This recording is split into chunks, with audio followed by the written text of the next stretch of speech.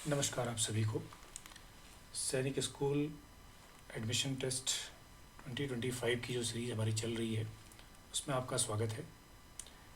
9th class का हम discussion कर रहे थे मैथ्स का, और ये हमारा एक क्वेश्चन पेपर था हमारे पास जिसका हम डिस्कस कर रहे थे। 200 मार्क्स का जैसे कि एग्ज़ाम होता है क्लास 9th में, मैथ्स का केवल पोर्शन 200 मार्क्स के लिए होता है। 50 क्वेश्चंस होते हैं 1 to 50, बाकी का पोर्शन सब मिला के 200 होता है। ये हमारा एक क्वेश्चन पेपर था लास्ट 2023 का, और हम ये देखने की कोशिश कर रहे हैं कि किस तरह के क्वेश्चंस जो है इस एग्ज़ाम में पूछे जाते हैं। तो हम 40 क्वेश्चंस कंप्लीट कर चुके हैं। तो आज हम बचे हुए क्वेश्चंस को पहले डिस्कस करते हैं, उसके बाद हम और कुछ चीज़ें डिस्कस करेंगे, टॉपिक वाइज हम डिस्कशन भी करेंगे। तो ये हम 41 क्वेश्चन पे अब आते हैं। अगर आपने 1 to 40 क्वेश्चंस की मेरी वीडियो अभी तक नहीं देखी है तो उसे आप ज़रूर देख लें। उसका लिंक इस वीडियो के डिस्क्रिप्शन में भी आपको मिलेगा, और मेरे चैनल में जो कि लर्न मैथ्स विद KBJ है उसमें भी आपको मिल जाएगा। तो पार्ट 2 हम आज शुरू कर रहे हैं। तो देखते हैं कि किस तरह से हम इन क्वेश्चंस को सॉल्व करते हैं। तो ये हम देख पा रहे हैं क्वेश्चन नंबर 41। तो 41 क्वेश्चन क्या कहता है ज़रा देखते हैं। The following line graph shows, ये जो आपको लाइन ग्राफ दिख रहा है यहाँ पे इस क्वेश्चन नंबर 41 में, एक लाइन ग्राफ है। Shows the yearly sales figure for a manufacturing company. Study the line graph and answer the following questions.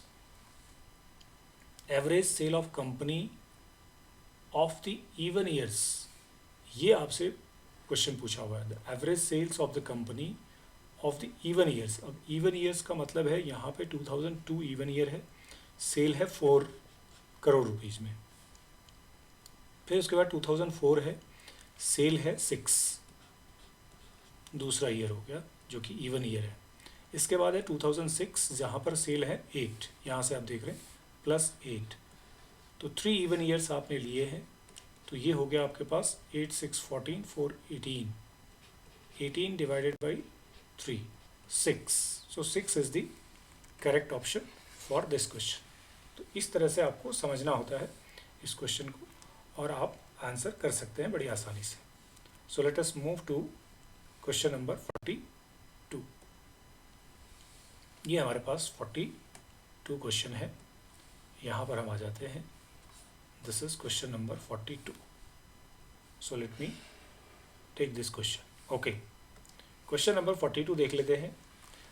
15 boys earns 900 rupees in 5 days। 15 boys हैं, 900 रुपीज़ अर्न करते हैं। ये मनी अर्न, और ये 5 days में करते हैं, यानी डेज हमारे पास हैं 5।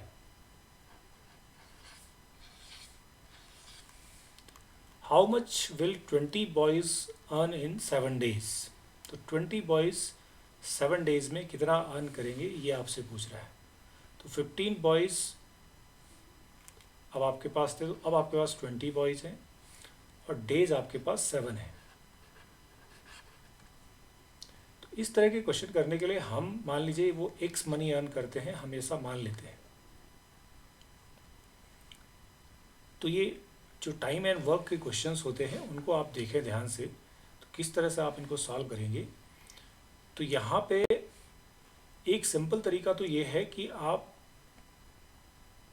यहाँ पर जब आप निकालेंगे इसको, ये 15 बॉयज़, और अगर आप इन दोनों का रिलेशन देखें, 15 बॉयज़ अर्न करते हैं 900 रुपीज़, तो 20 बॉयज़ करेंगे ज़्यादा रुपीज़। तो यानी डायरेक्ट प्रोपोर्शन है यहाँ इस नंबर ऑफ बॉयज़ में और इस मनी में। ठीक है, इसी तरह से अगर यहाँ से आते हैं, अगर 5 days में आप 900 अर्न कर रहे हैं तो 7 days में आप ज़्यादा करेंगे, तो यहाँ भी आपका डायरेक्ट प्रोपोर्शन ही है। तो डायरेक्ट प्रोपोर्शन जब होता है तो आपको इस तरह से इसको लेना है कि ये दोनों, अगर आप यहाँ से देखेंगे 15/20 इज इक्वल टू 900/x होना चाहिए। ठीक है, और ये भी चूँकि डायरेक्ट प्रोपोर्शन में है तो हम इसे यहाँ पे मल्टीप्लाई में ले लेते हैं, जो कि 5/7 है। तो हमारा x जो आ जाएगा वो हो जाएगा 900 इंटू 7 इंटू 20 अपॉन 5 इंटू 15।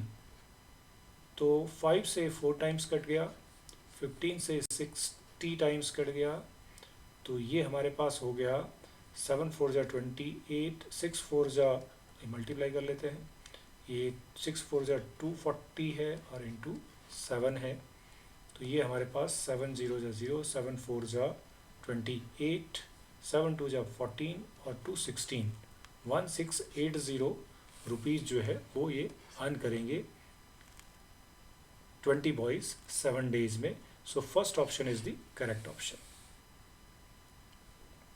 ठीक है, इस तरह से ये हम क्वेश्चन को कर लेते हैं। डायरेक्ट प्रोपोर्शन दिख रहा है तो इस तरह का हमारा ये सॉल्यूशन इसका आ जाएगा।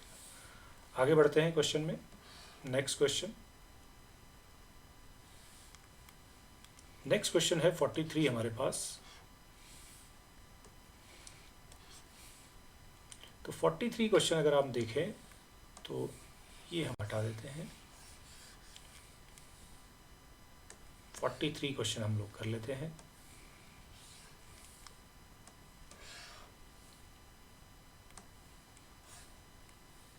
ओके,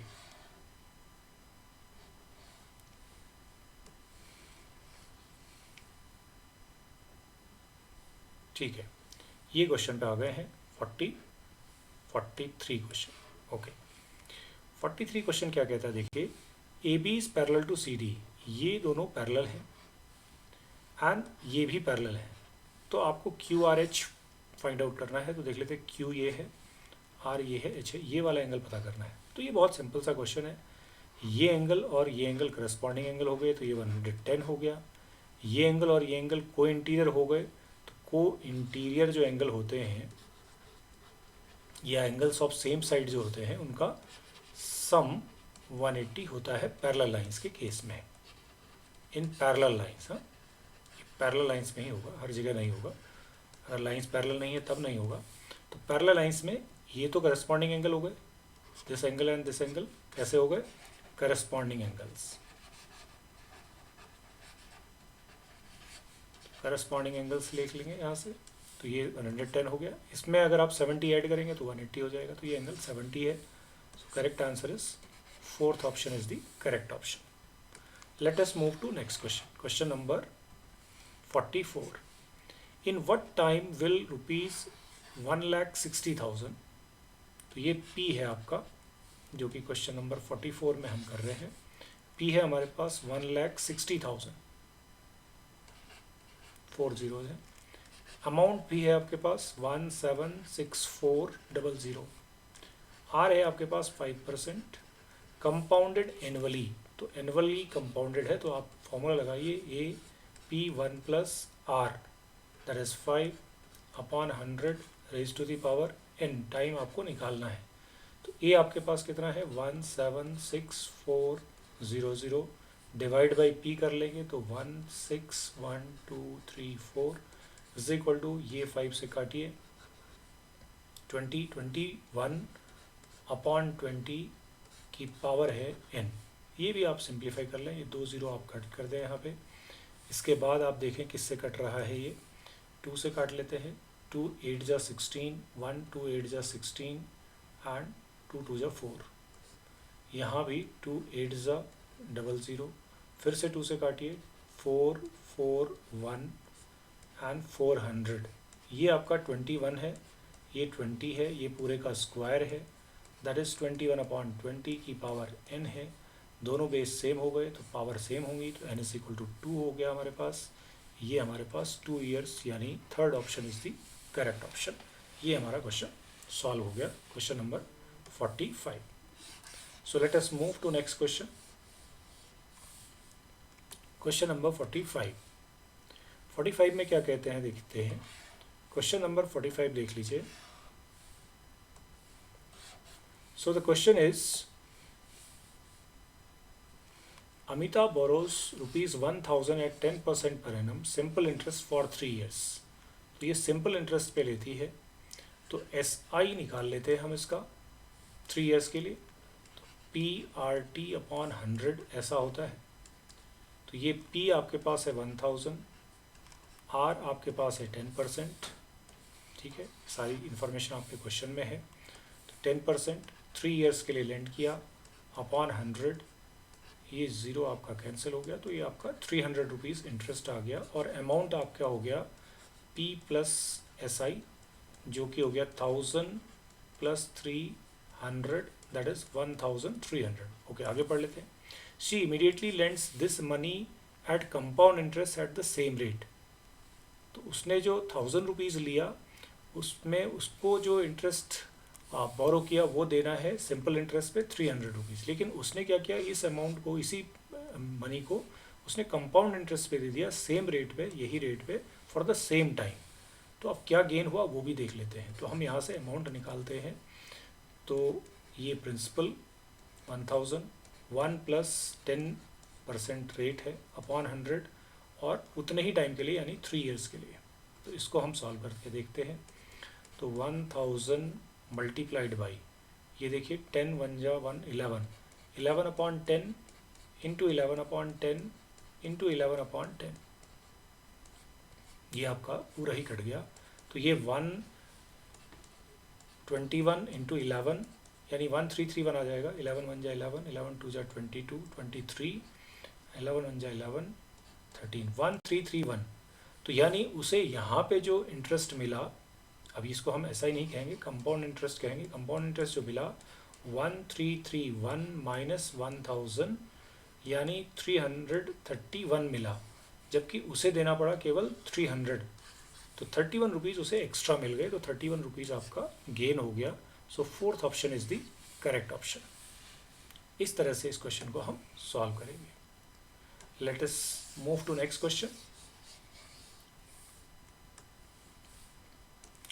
अगर आप इस 46 क्वेश्चन को देखेंगे तो आप ये समझ पाएंगे, Mohan can do a piece of work in 25 days. तो उसका 1 डे का जो वर्क है, जब भी इस तरह के क्वेश्चन आते हैं तो 1 डेज वर्क हम निकालते हैं। तो हम 1 डे का वर्क लिख लेते हैं, जो कि 1/25 होगा। And Rohan can finish the same work in 20 days. तो ये रोहन का जो है, ये मोहन का है 1 डे वर्क, और ये रोहन का 1 डे वर्क है। तो रोहन का 1 डे वर्क कितना हो जाएगा, 1/20। They work together for 5 days. अब दोनों का वर्क भी निकाल लेते हैं। बोथ, दोनों का जो है 1 days work, both 1 days work, 1 day work दोनों का क्या हो जाएगा, 1/25 प्लस 1/20। ठीक है, एलसीएम ले लीजिए आप। तो ये तो आपको 25 और 20 का जो एलसीएम है वो 100 ही मिलेगा। 25 4 जा, 25 5 जा, 25 जा, तो ये 9/100 जो है ये एक दिन का काम है, लेकिन उन्होंने 5 डेज काम किया। तो 5 डेज का जो वर्क है वो 5 से मल्टीप्लाई कर देंगे। 5 डेज मतलब 5 इंटू 9/100, ये हो गया 20। तो 9/20 वर्क कंप्लीट कर दिया उन्होंने 5 डेज में, दोनों ने मिलके। Then Mohan left the work. अब जो वर्क बचा, लेफ्ट वर्क कितना बचा, 5 डेज वर्क कर दिया उन्होंने, 5 डेज का वर्क इतना है। तो 1 माइनस 9/20, वर्क बचा 11/20। ये आपने सीखना है यहाँ पे। देखिए क्या किया, मोहन का एक दिन का वर्क है, रोहन का एक दिन का वर्क है, दोनों का एक दिन का वर्क 9/100 है, दोनों का 5 डेज का वर्क है जो कि 9/20 है। लेकिन आफ्टर 5 डेज क्या हुआ, मोहन ने छोड़ दिया काम को। How many days will Rohan finish the remaining work. अब रोहन को इस वर्क को फिनिश करना है जो कि 11/20 है। हो जाएगा कितना, रोहन का 1/20 है जो एक दिन में कर रहा है, और करना है उसे 11/20। तो 11/20 करेगा वो 1/1/20 multiplied by 11/20, that is 20/1 multiplied by 11/20। तो 11 डेज में वो फिनिश करेगा। Fourth option is the correct option. अभी कंप्लीट हुआ। So let us move to next question. Question number 47 पे आ जाते हैं, जो कि हमें नेक्स्ट पेज पे मिलेगा। This is question number 47। Yes, this is, ये आपका क्वेश्चन नंबर 47 है। 47 क्वेश्चन देख लेते हैं। There are 200 employees in an office, food provision. अब 200 एम्प्लॉयज हैं, food provision for them is 20 days. अब देखिए मैं यहाँ पे इसको ऐसे लिखता हूँ, यहाँ पे लिख लेता हूँ एम्प्लॉयज़, ये डायरेक्ट और इन्वर्स प्रोपोर्शन का क्वेश्चन है आपका। यहाँ है डेज। आपको समझना है कि अगर 200 एम्प्लॉयज़ हैं उनके लिए 20 डेज़ का फूड प्रोविज़न वहाँ पे अवेलेबल है। How long will this provision last if 90 of them leave the group. अब इसमें से 90 चले गए, 90 चले गए तो बचे कितने, 110, 90 गॉन, लेफ्ट, तो 110 बचे। तो यहाँ पे x डेज। अब 200 लोग खा रहे हैं इसको 20 डेज में, 110 को ज़्यादा, जैसे ये देखिए ये नंबर आपका डिक्रीज़ हो रहा है, तो इनको ज़्यादा दिन, ये नंबर तो कम हो रहा है यहाँ पे, हाँ 200 से 110, जबकि यहाँ बढ़ जाएगा अब, क्योंकि 110 लोग जो है ज़्यादा दिन तक खा सकेंगे, 200 लोग 20 डेज तक खा रहे हैं। तो ये इन्वर्स प्रोपोर्शन का क्वेश्चन है, तो इसमें एरो यहाँ लगा देते हैं। तो 200 upon 110 is equal to x upon 20, ऐसे इसे आप सॉल्व करेंगे इन्वर्स प्रोपोर्शन के क्वेश्चन को। तो जो हो जाएगा 200 इंटू 20 अपॉन 110, जीरो से डाउटफुल है, इसका आंसर आपको चेक करना पड़ेगा, हो सकता है कुछ आपको इसमें करेक्शन बाद में किया हो, बट आंसर तो कुछ ऐसे ही आएगा, 400 अपॉन 11। चलिए क्वेश्चन नंबर 48 देखते हैं। ये क्वेश्चन का तरीका यही है, इसका इन्वर्स प्रोपोर्शन का क्वेश्चन है। 90 लोग छोड़ के जाएंगे तो आपके नंबर ऑफ डेज बढ़ेंगे, 20 से ज़्यादा आएंगे। तो हमारे आ रहे हैं 11 3 जा 33 और फिर 7 70 36 पॉइंट कुछ डेज आ रहे हैं इसमें, ठीक है। ओके, ना नेक्स्ट क्वेश्चन देख लेते हैं। इस क्वेश्चन में कुछ करेक्शन हुआ होगा जरूर बाद में, ऑप्शन हमें नहीं मिल रहा है इसका। Okay, 5 pipes are required to fill tank in 1 hour 36 minutes. तो यहाँ पे पाइप है, ये फिर उसी तरह का क्वेश्चन है, और यहाँ पे टाइम है। तो 5 पाइप्स फिल कर रहे हैं 1 आवर 36 मिनट, 1 आवर का मतलब 60 प्लस 36 यानी 96 मिनट्स में कर रहे हैं, अगर हम मिनट में ही टाइम को ले लें। How long it will take if 2 pipes stopped working. अब 2 पाइप ने काम करना बंद कर दिया तो बचे 3 पाइप, तो पाइप हो गए कम, टाइम लगेगा ज़्यादा। तो ये नंबर तो यहाँ रिड्यूस हो रहा है, ये नंबर यहाँ 96 से बढ़ने वाला है।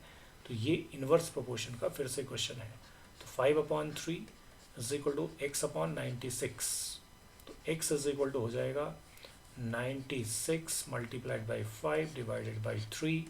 तो 3 3 जा 9, 3 2 जा 6 इंटू 5, 5 2 जा 10, 5 3 जा 15, 16, 160 मिनट्स। 160 मिनट्स का मतलब आप लगाइए 60 2 जा 120, 120 तो 2 आवर्स तो कंप्लीट हो गए और बचे 40 minutes, 2 hours 40 minutes. Fourth option is the correct option. अब देखिए ये सही क्वेश्चन, ठीक है, सही क्वेश्चन ऊपर वाला भी था, उसमें हमारा आंसर हमको नहीं मिल पाया, इसमें हमें मिल गया। क्वेश्चन वही है।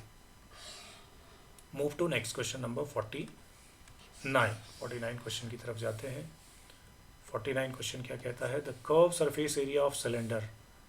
कर्व सरफेस एरिया सिलेंडर का यानी CSA जो है वो है हमारे पास 2 pi x square plus x minus 132 है, and it's radius is x plus 2। Radius x plus 2 है, तो हाइट क्या होगी? ये बहुत सिंपल सा क्वेश्चन है। CSA सिलेंडर का होता है 2 पाई RH, तो हमें इसको फैक्टराइज कर लेना चाहिए। तो x square plus x minus 132 को फैक्टराइज करते हैं। तो 132 को पहले आप इस तरह से स्प्लिट करें कि आपको ये मिल जाए 1। तो वैसे तो आसान है इसको बताना, बट करके दिखाते हैं आपको। 2 6 12, 2 6 12, 2 33, 2 3 11। तो 3 2 6 2 12, 12 एंड 11। तो x square plus 12x minus 11x minus 132। x common लिया, x प्लस 12 माइनस 1, 11 कॉमन लिया, x प्लस 12। तो 2 फैक्टर आ गए, एक तो x माइनस 11 आ गया और एक x प्लस 12 आ गया। अगर रेडियस x प्लस 12 है तो यहाँ पे हम 2 पाई लिखेंगे, x प्लस 12 लिखेंगे और x माइनस 11 लिखेंगे। अगर ये रेडियस है तो फिर ये हाइट होनी चाहिए, तो x minus 11। Third option is the correct option. ये आपका इस क्वेश्चन का आंसर हो गया। तो ये तो बहुत सिंपल सा क्वेश्चन था। इसमें आपको अगर फैक्टराइजेशन आता है और CSA का फॉर्मूला पता है तो आप आसानी से इस आंसर को दे सकते हैं। Let us move to last question. Match list 1 and list 2। List 1 में 7A + 6B 7A - 6B, तो ये तो A + B - B है, तो 7 7 जा 49 और 6 6 जा 36। तो ये A वाला तो ऑप्शन मैच कर रहा है आपका थर्ड के साथ में, ठीक है। A थर्ड है तो ये ऑप्शन होना नहीं है, ये होना नहीं है, ये होना नहीं है, आंसर मिल गया यहीं पर आपका। बाकी क्या मिला है हम B का भी देख लेते हैं। B का अगर स्क्वायर खोलेंगे 7A का स्क्वायर 49A स्क्वायर, फिर 36B square 49A square 36B square and plus 7 6 जा 42 जो 84, तो B का 1 ये, तो थर्ड ऑप्शन इसका करेक्ट ऑप्शन है। तो इस तरह से ये क्वेश्चन पेपर हमने कंप्लीट किया है। इसके बाद की वीडियोस में हम कुछ कॉन्सेप्ट्स को डिस्कस करेंगे। जो टॉपिक सिलेबस हमने देखा था 9th के एग्ज़ाम के लिए, उनसे रिलेटेड अलग अलग जो आपके सिलेबस के पॉइंट्स हैं, टॉपिक्स हैं, उनको लेकर के आएंगे ताकि आपको कुछ कॉन्सेप्ट्स क्लियर करें। आइडेंटिटीज़ का भी हम एक टॉपिक लेकर आएंगे जो अलजेब्रिक आइडेंटिटीज़ हैं, और नंबर्स का भी लेकर आएंगे। जो भी उसमें आपके टॉपिक्स हैं उन सब पर थोड़ा थोड़ा हम डिस्कशन रोज़ करेंगे ताकि आपको कुछ कॉन्सेप्ट भी क्लियर हो जाए, so that you can attempt the questions. तो मिलते हैं नेक्स्ट वीडियो में, तब तक के लिए नमस्कार।